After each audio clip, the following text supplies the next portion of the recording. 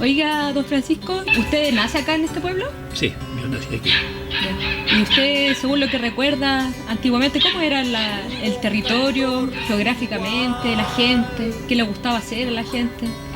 Mire, cuando yo era chico, yo me recuerdo que la gente no había vehículos, había carretas. Ya. Ahí con huellas. Entonces la vida era muy distinta y muy difícil. Y había mucho más pobreza en esos tiempos. Y ahí la gente, ¿cuáles eran las principales fuentes de trabajo que tenían acá? Mire, la gente se dedicaba un poco a la agricultura y también trabajaban mucho en los cerros, en el carbón y las leñas. Ya. Porque en esos tiempos toda la gente cocinaba con carbón y leña. En Rancagua no había ni siquiera cocina buena fina, solamente carbón y leña. Ya. Y que era muy vendible la leña. Eso se dedicaba la gente. Y a criar animales, para crianza. Ya. Oiga, y usted nos cuenta que habían carretas y acá los principales caminos, ¿cuáles eran? Los caminos, mire, este camino, como el río, en lo Miranda, el lecho del río, el río orillaba los cerros, ahí donde están los balnearios, ahí orillaba el río para allá. Claro, ahora todo lo que está poblado, gran parte de eso era arriba. Río. Entonces la gente de Coltauco, de Hidahue, Toñihue, viajaban por este camino. El que tenemos acá afuera. Por este camino que hay aquí, que lo llaman el camino del Inca, en carreta. Ya. Se juntaban como 50 carretas, me hacían un nombre antiguo, todos los sábados entraban a Rancagua. Y ahí llevaban mercancía para Rancagua. Claro, llevaban leña y carbón, todas esas cosas. Oiga, ¿y se juntaban varios con algún propósito? ¿O era como para mayor seguridad? Sí, porque también habían asaltantes. Ya. Sí, todo el tiempo había gente mala. Así que ellos todos llegaban allá a la Puente Alta, ahí se estacionaban primero, ahí, porque usted sabe el camino era largo. Sí. Con güeyes. Y oscuro, me imagino también. Claro, y cuánto demoraban de allá, imagínense de Coltauco por acá para llegar a Rancagua. Sí. Entonces, este camino es el camino principal carretero, para Rancagua. Tenía 12 metros de ancho, ahora ya no tiene tanto, quitando un poquito la gente. Cortando. Claro. Sí, bien. Oiga, y yo me recuerdo que en algún relato antes, en otras conversaciones que hemos tenido, usted nos contaba que acá en Rinconada de Doñihue existían mujeres alfareras. Claro. Que allá es donde la gente iba a comprar la loza, los platos, todo Claro. esto. Sí, se usan mucho las cosas segregantes. Porque las comidas son más ricas en textos de grega. Pues. Y era el material que estaba más disponible también. Claro. Y ahí a la bajada los abajo de los galleguitos, antes de entrar al pavimento, ahí hay una calle hacia allá, hacia la costa, y ahí estaban las loceras para allá. Ya. Era conocido por... Habían varias señoras que se dedican a las loceras. Y la gente de aquí iba a comprarlo. Ya. Y de a pie, porque se andaba harto a pie, o a caballo. Sí. ¿Y como en qué año era eso? Porque, bueno, yo he vivido siempre acá, pero nunca había sabido que existiera esas labores acá. La locera. Bueno, yo era chico, debe hacer unos 60, 70 años ya. Ya.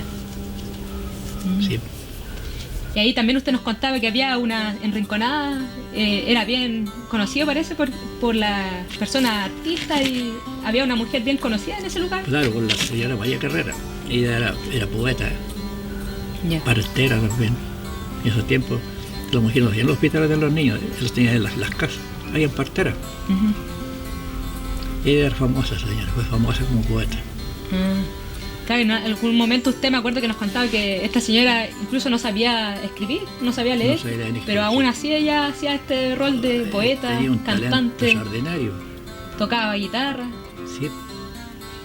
Y era bien conocida a nivel nacional por lo que usted nos nombraba. Creo que sí. Porque alguien dijo que una vez la Violeta, ¿quién mujer vino a verla? Violeta Parra. La Violeta Parra parece ser. La Violeta Parra la andaba buscando. Violeta Parra se dedicaba a buscar a todas estas personas que cantaban a lo divino. Poetas, claro. Y hace como 40 años atrás anduvo un sacerdote buscando a los cantadores divinos aquí. Ya. El padre Miguel Jordán. Ese era un misionero español. Ya. Estuvo muchos años aquí. Y él recopiló todo ese folclore que estaba un poco perdido. Del canto a lo divino. Ya.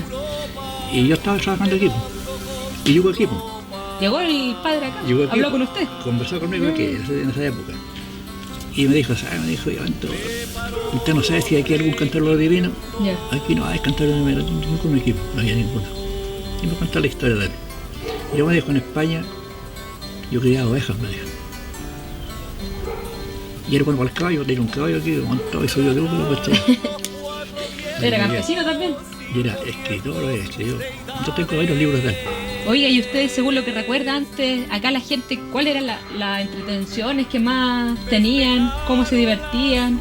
Porque también, por lo que sé, por la historia que me han contado mis familiares más antiguos, antes la gente era distinta a cómo se relacionaba, era como más comunidad.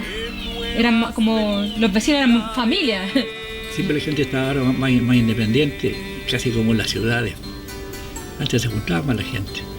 ¿Y cuál era la entretención que tenían acá? Bueno, siempre fue el de... Todos se aplicaba al fútbol, la mayoría de los jóvenes. Ya. Pero muchos también les gustó mucho el campo, el cerro. Y salir al campo lajear. Ya. Lo que hacen mis nietos. ¿Todavía sigue? Había animales, claro. Oiga, y según lo que usted recuerda, ¿cuáles eran los principales o los primeros clubes de fútbol acá en la zona? Mire, el primer club de fútbol que hubo aquí, de Los Miranda, el Cerro Los Miranda, se llamó el Cultural Los Miranda. Ya. Tenía personalidad jurídica del año 50. Estaba en la plaza. ¿A dónde está esa casa ahora? Que está como la Casa de la Cultura Eso lo compró el club Los Miranda. Ya. Club Los Miranda. El Club Cultural Los Miranda. Cultural Los Miranda. Claro, ese fue el primer club.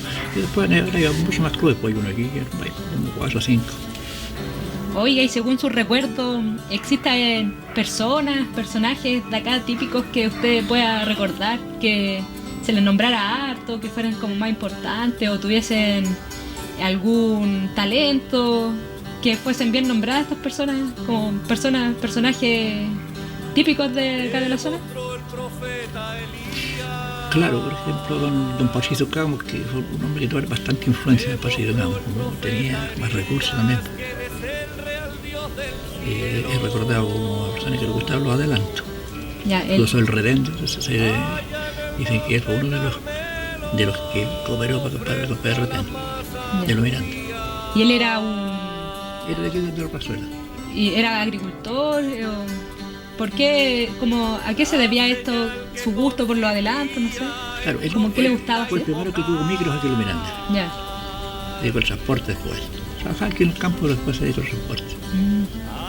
Don Pachito, una de las personas muy importante. Otro hombre importante que hubo por allá, que fue don Abraham Fredes. Dicen algunos antiguos que era como el padre de los arribanos, en favores. ¿Quién no le pedía un favor a don Abraham? Famoso. Ya. Don Abraham Fredes. Hacía favores, don Abraham. Era una buena persona, muy buena persona.